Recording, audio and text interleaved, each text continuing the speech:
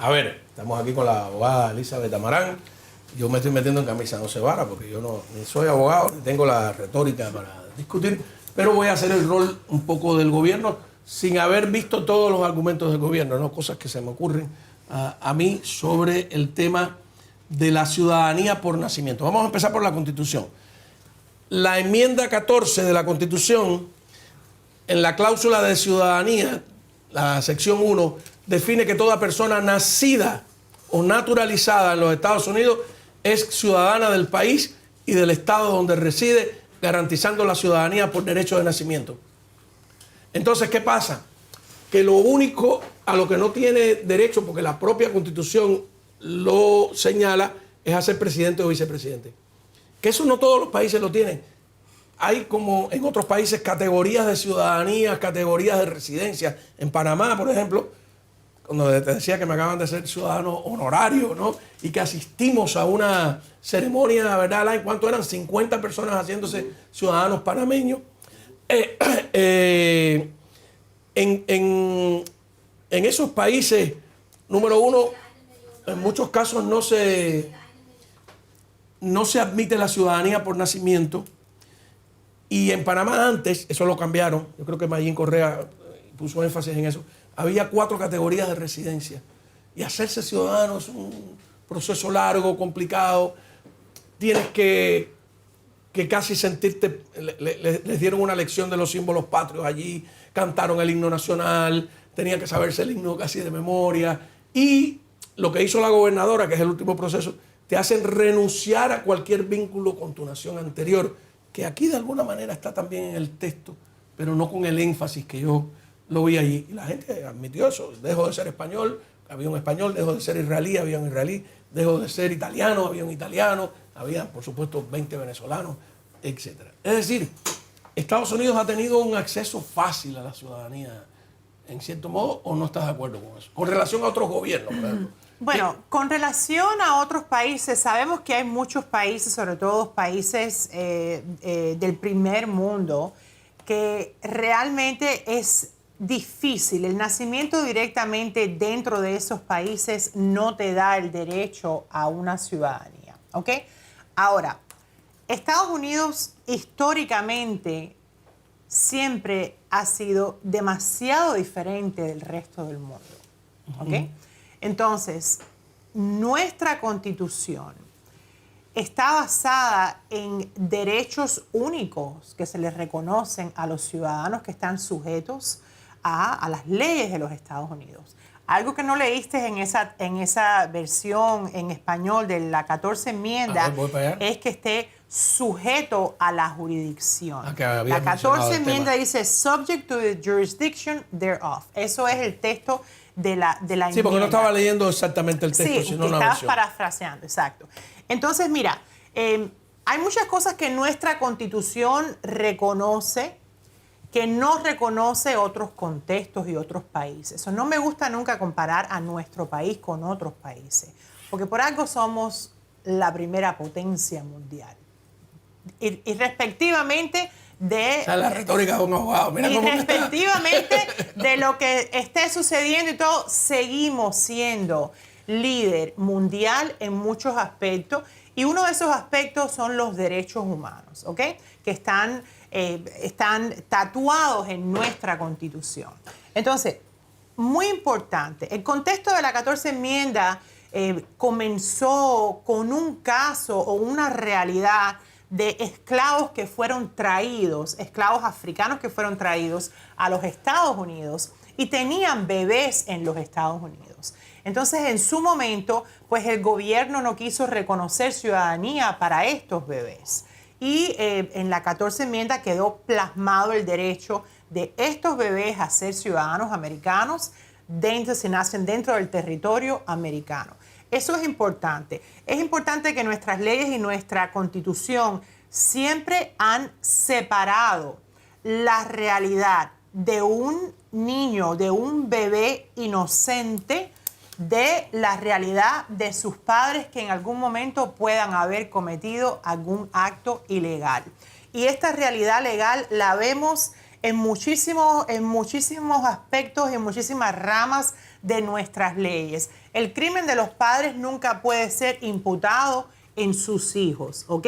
Y eso es a nivel criminal, a nivel civil, a nivel administrativo. Así funciona nuestra ley. So, este concepto parte de aquí, de esta razón, el hecho de que tú no puedes castigar a un bebé que nazca en los Estados Unidos por lo que hayan hecho sus padres indebidamente. No, eso estamos de acuerdo. Pero esto Pido es la palabra. Espérate. Esto es una raíz, esto es una de las cosas principales de la 14 enmienda. Partiendo de acá, el único argumento real que tiene el gobierno aquí es que ellos están diciendo que los hijos de las personas ilegales no están sujetas, o sus padres no están sujetos a la jurisdicción de los Estados Unidos. Pero esto es completamente surreal. Porque si esta persona comete una infracción dentro de los Estados Unidos, paga el ticket aquí. Esta persona paga impuestos aquí. Esta persona, en muchísimos casos, es incluso invitada a entrar a los Estados Unidos. Porque esta regulación también aplica, por ejemplo, a las personas que entran con visas de estudiante, a las personas que entran con visas de inversión, a las personas que entran con visas de trabajo, habilidades especiales, según el acta ejecutiva del presidente Trump, los hijos de estas personas tampoco pudieran ser ciudadanos americanos. A ver, si nacen acá. Aunque no te guste la comparación, solo te recuerdo que hay una disciplina académica que se llama política comparada, ¿no? Haciendo un ejercicio de política comparada. Busco aquí, a lo mejor el dato es menor, 160 países inscritos en la ONU, que son casi la totalidad, no otorgan ciudadanía automática por nacimiento a hijos de extranjeros indocumentados o a residentes temporales en algunos casos. La mayoría de las naciones aplican el ius sanguinis, o sea, el vínculo de derecho de sangre sería, no sé si lo pronuncié bien en latín, donde la nacionalidad se hereda de los padres, a diferencia de el otro que se llama el ius soli, que es el derecho de suelo, predominantemente en América, ¿no? En países importantes, ¿no? Japón no lo admite en Oriente Medio nadie, por supuesto, Alemania, Francia, Italia, España. Y lo entiendo y lo respeto, pero hay una sola cosa que nos hace diferentes a esos ¿cuántos? 140. 160. 160. Una sola. La Constitución de los Estados Unidos, la ley suprema de la tierra de los Estados Unidos.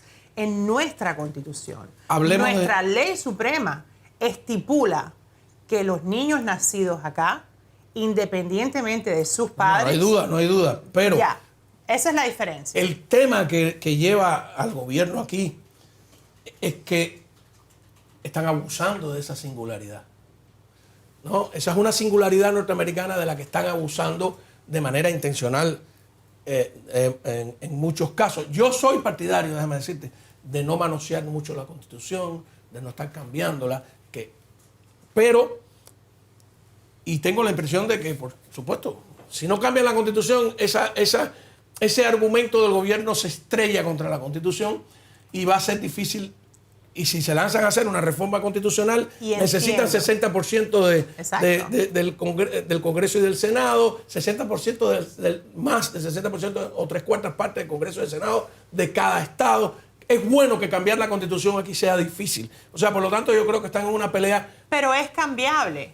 Es cambiable. La Constitución es un instrumento de autocorrección. Sí, pero es peligroso, por ejemplo, en los países nuestros que hacen una Constitución cada vez que estornudan, ¿no? Entiendo. Entonces, aquí hay da otra... un nivel, entonces hay un respeto hacia la Constitución. Entiendo. Y yo creo que contra eso se estrella Trump. Pero eso no oculta que estén abusando. Y tú dices, son casos individuales. Mira, ojo, que el tema ese del chino que pusieron ellos se las trae, porque es una industria como que tú hablaste de turismo. De turismo de nacimiento. Para nacer aquí. Sí, y luego, mira el caso de este chino. Había, porque la ley tampoco dice cuántos hijos tú puedes tener y de qué manera los tienes. Y entonces este chino, por inseminación artificial, tuvo 100 hijos. Parece una película esa de catastrofista, de ciencia ficción, donde están preparando... Claro, pero te tengo una respuesta. A ver, tú siempre tienes una respuesta. Sí. Eso es bueno para cuando si me estás defendiendo en los tribunales, bueno. Cuando estamos hablando de una ley que su aplicación va a tener una consecuencia tan abrumadora, ¿ok? Nuestras leyes siempre van a proteger a la mayoría a costo de una minoría, ¿ok?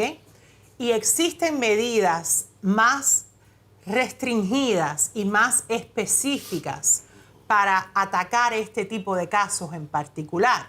Por ejemplo, la gran teoría de que se abusa con el nacimiento de ciudadanos americanos y que los padres se benefician, eso legalmente no es real, porque un padre no se beneficia, un padre ilegal. No puede ser reclamado por el hijo ciudadano. 21 años.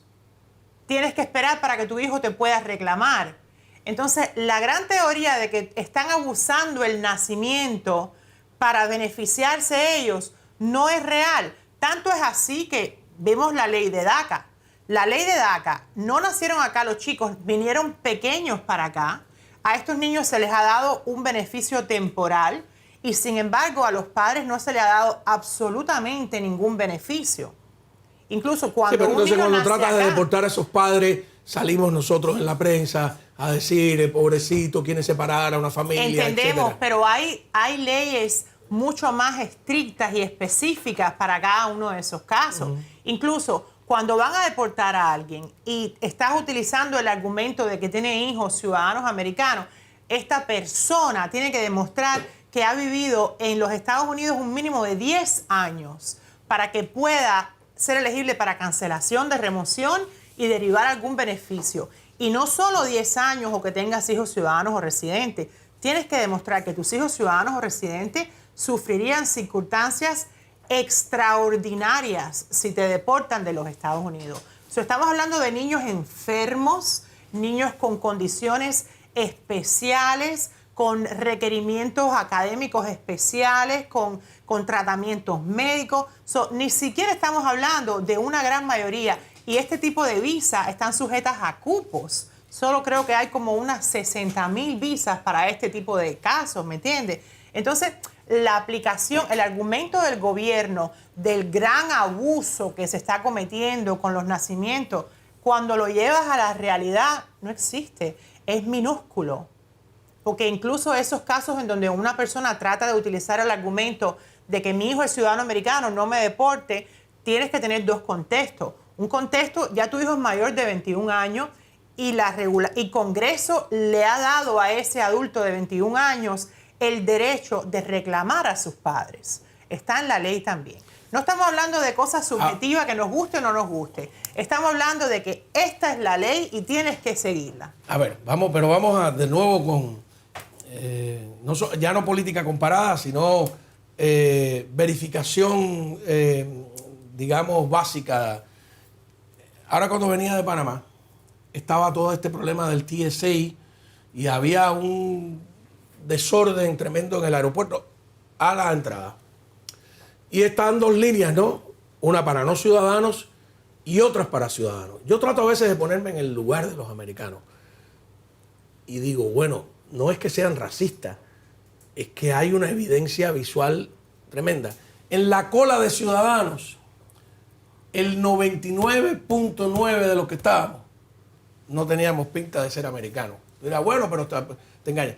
Parecía gente de cualquier otro lugar. Está bien, hemos sido acogidos aquí, hemos llegado a ser ciudadanos americanos, pero está el argumento de, bueno, ellos llegaron y le quitaron a los indios, los únicos son los nativos, pero los nativos también vinieron de otro lado. Eso es una bobería. Digamos, el americano promedio hasta el año 60, ¿no? Cuando ellos ven eso, también tienen que sentirse, porque junto con el tema racial. ¿Por qué aeropuerto viajaste? Aquí de Miami. Ya estamos hablando de otra cosa. Sí. Si vas al aeropuerto de Fort Lauderdale, ese sentimiento ya te va a cambiar. ¿Ah, sí? 100%. Ah, bueno. Oye, 100%. porque aquí no había nadie, era una cosa Pero tremenda. estás Tú hablando decías, a de- ver, no, vamos a ir por la cosa racial, sin ser No, no, racista. no. Que tú, a ver, un rubio, había Claro. uno por allá y cuando nos acercamos era suizo. Entonces, Pero, ¿me entiendes? pero no, estamos hablando de demográfica. Pero no Estamos se hablando trata de un tema racial, se trata de un tema cultural. Sí, sí, O pero sea, estamos hablando de una situación demográfica. yo veo todos esos países, incluso los que voy, que defienden, porque defienden no solo una Pero, homogeneidad racial, sino cultural, un idioma, Entiendo. unas ideas. Pero Miami es Miami. Ya tuviste esa ley que ahora los crosswalks, cuando aprietas para caminar, van a tener salsa y merengue, ¿no? Sí, ya, En vez de esa cosa que dice pi, pi, pi, pi, pi, para cruzar, van a ponerte música de salsa. Estamos en Miami, ¿ok? yo me Somos quedé, yo únicos. decía, pero parecía la cola de otro país, ¿no? No, no, somos únicos, somos diferentes, somos...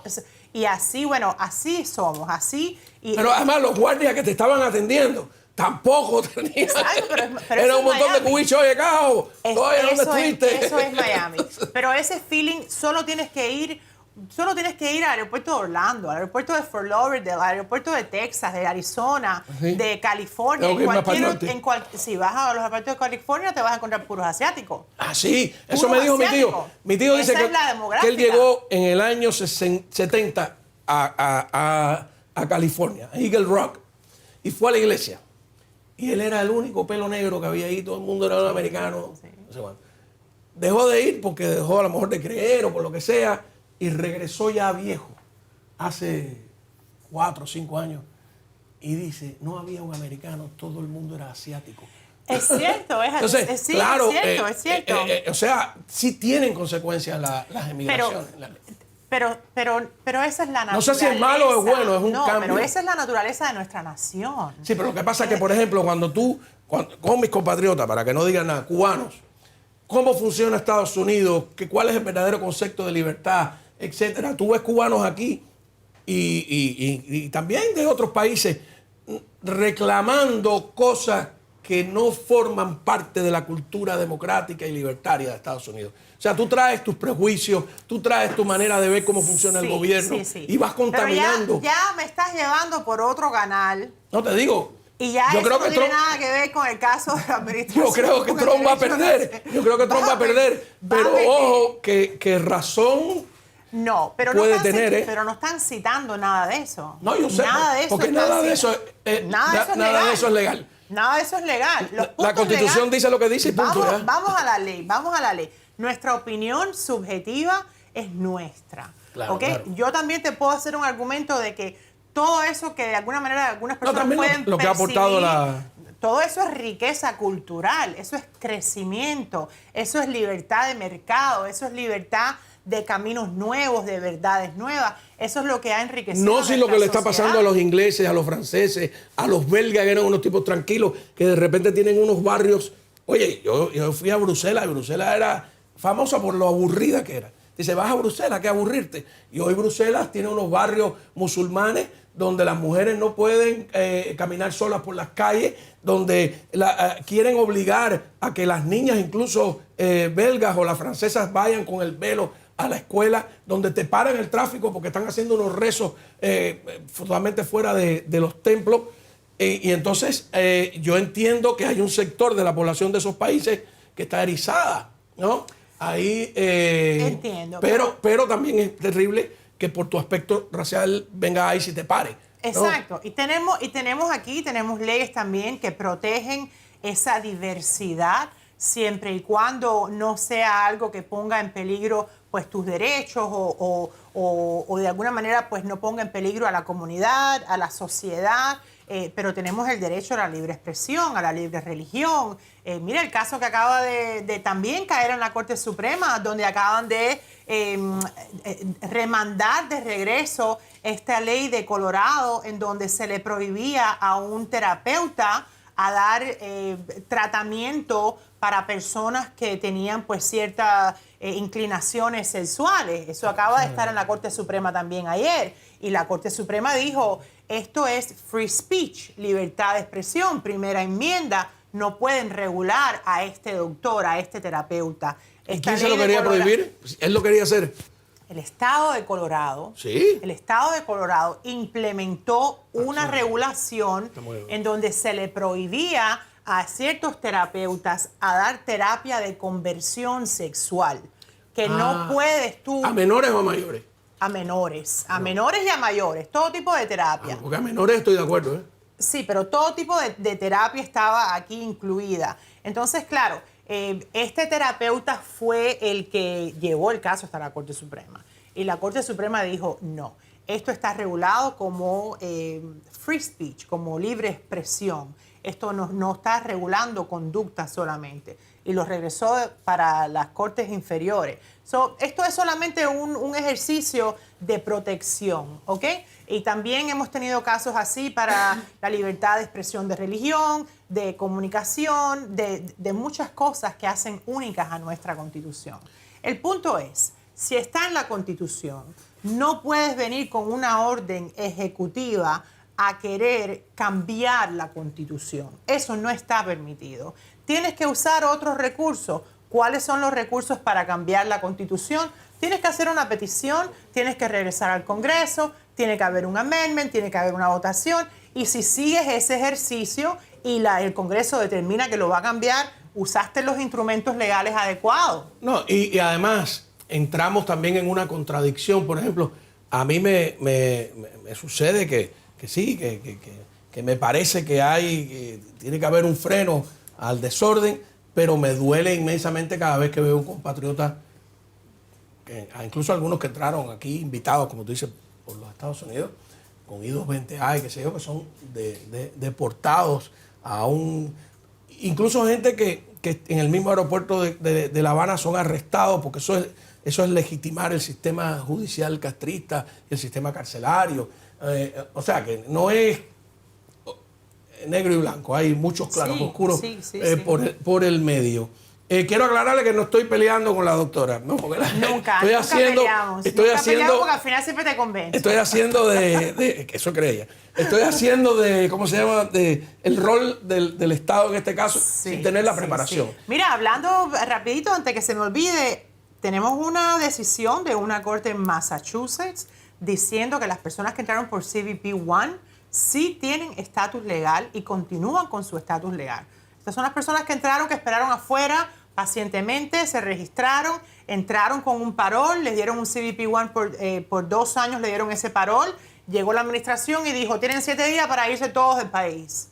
Revocó permisos de empleo, revocó estadía. Muchísimas de estas personas se fueron por sus pies, muchas otras terminaron detenidas y deportadas. Bueno, la Corte de Massachusetts, una corte federal, ha dicho la administración no tiene derecho a revocar este plan, que fue un plan legal. Así que si hay alguien que está en esa situación, tiene que saber que CBP-1, si le queda tiempo, porque mucha gente ya aplicaron para residencia y otras alternativas, si les queda tiempo, esto ha sido revalidado. A ver, José Antonio, yo hago trampa, yo tengo asistencia. Tengo asistencia legal aquí. José Antonio me muestra algo. Pero acuérdate que si no es abogado, no puede dar consejo legal. No puede dar consejo legal. Vamos a ponerlo después, cuando regresemos aquí tengo ahí un testigo de cargo. No, y tú sabes qué, te voy a decir que yo le veo positivo a estos obstáculos que encuentra el presidente.